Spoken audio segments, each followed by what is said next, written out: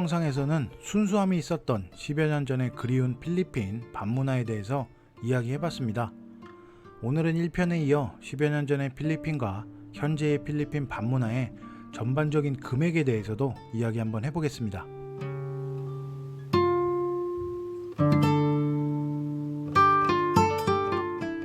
여행 경비, 가장 중요한 부분이 아닐까 싶습니다. 경비 예산에 따라서 여행 일정이 바뀌기도 하고 친구나 지인들끼리 같이 움직여도 일정 중의 경비나 씀씀이에 따라서 많이 달라질 것 같고요.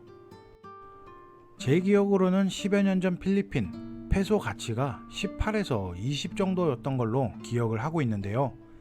그때 당시에는 한화가 강세니까 필리핀 여행을 아주 쉽게 계획할 수 있었고 접하는 물가 자체도 워낙 싸다 보니까 조금 과장해서 말하면 돈 몇백만 원에 며칠을 왕처럼 놀다 갈 수 있었던 시절이었다고 표현하고 싶습니다. 제가 여행 다닐 당시만 해도 필리핀에서 5박 6일 일정으로 가장 많이 왔었는데요. 그렇게 놀아도 부담된다 라는 생각이 1도 안 들었는데 지금 현재 상황이 많이 다른 것 같습니다. 시대가 변하니까 물가가 오르는 건 당연하지만 밤문화, 유흥 관련 물가와 연장선에 붙어있는 호텔과 부수적인 비용은 올라도 너무 올라버린 것 같습니다. 민도로 섬의 사방비치, 황제 다이빙의 꽃이라고 불립니다. 다른 지역처럼 방카포트 타고 멀리 나가지 않아도 되고 스피드보트로 몇 분만 이동하면 아름다운 다이빙 포인트를 감상할 수 있는 곳이기도 하고요. 또한 필리핀 국경이 개방되자마자 바다를 그리워하는 분들이 많은지 제 주변에는 사방으로 다이빙 가는 분들이 가장 먼저 입국을 했습니다. 그리고 거기에 많은 디스코바들, 지금은 많은 디스코바가 있지만 제가 사방비치를 처음 갔을 때만 해도 정확히 4군데가 있었습니다. 오전 오후에 다이빙하고 저녁 먹고 바에 나가보면 현재 사방비치의 한국 다이버분들을 모두 만날 수도 있었던 시절이었고요. 그만큼 좁았었습니다. 또한 당시 하루 대여비가 1,500페소, 가게에서 750페소 먹고 조퇴한 아이가 750페소를 받은 시절이었죠. 그러다 수년이 흘러 이곳이 소문이 나면서 다이빙을 하지 않고 순수 밤문화와 호핑 투어로 오는 한국인과 외국인이 본격적으로 늘어났습니다. 그러다가 인터넷에는 사방비치 밤문화 투어를 전문으로 하는 가이드와 여행사도 생겨났었고요. 이런저런 영향으로 트로피카나 시셜 호텔 같은 다이빙 샵이 아닌 일반 호텔들의 가격이 뛰기 시작합니다. 그 뒤를 이어 디스코바의 조퇴비도 2,000페소로 오르고 몇 년 뒤에는 3,000페소, 그러다 4,000페소까지 올라가 버리죠. 제가 마지막으로 사방을 간 게 코로나 전이었는데요. 조금 충격적이었습니다. 예전에는 필리핀 시골 섬마을에 작은 한인타운 같은 느낌이 있었지만 엄청나게 생긴 한국 식당의 뒤를 이어서 엄청난 중국 식당들이 생겨났더라고요. 게다가 몇 개 없었던 중국인 다이빙 리조트들이 역시나 무지막지하게 새로 생겨나 버렸습니다. 그러다 보니 역시나 디스코 바에는 중국 댄스 음악도 흘러나오고 노래방을 가도 중국말 메뉴에 중국 노래까지 등장을 하죠. 덩달아 금액도 엄청나게 올라가고요.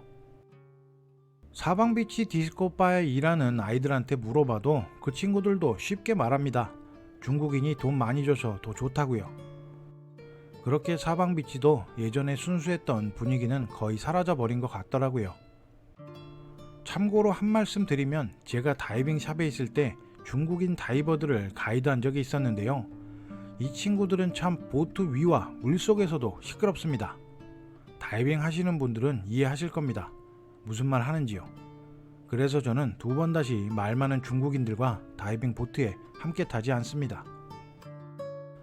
교통비도 마찬가지입니다. 사방비치 혹은 푸에르토갈레라, 화이트비치 쪽으로 가는 배값, 일반 관광객분들은 바탕가스 피어에서 전기 운항선을 타고 다니시는 분들이 더 많으시겠지만 다이빙을 하시는 분들은 장비와 인원 때문이라도 배 한 대를 빌려서 들어가는 경우가 더 많았었습니다.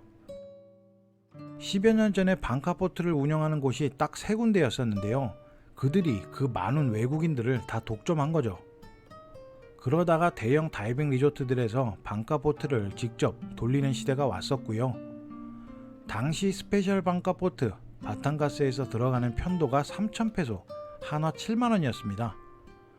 2명 이상만 돼도 나눠내면 되니까 부담되지 않은 금액이었습니다.